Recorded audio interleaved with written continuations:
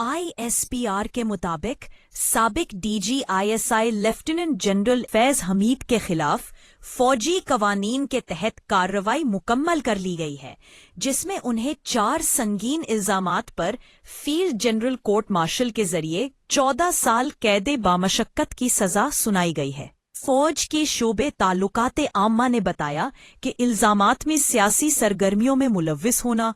Official secret act की खिलाफ वर्जी, इख्तियारात और सरकारी वसाइल का गलत इस्तेमाल और मुतल्लिका अफराद को नाजायज नुकसान पहुंचाने जैसे संगीन मामलात शामिल थे। ISPR का कहना है कि तवील, शफ़ाफ और मेहनत तलब कानूनी कार्रवाई के बाद मुल्जिम तमाम इल्जामात में कसूरवार साबित हुआ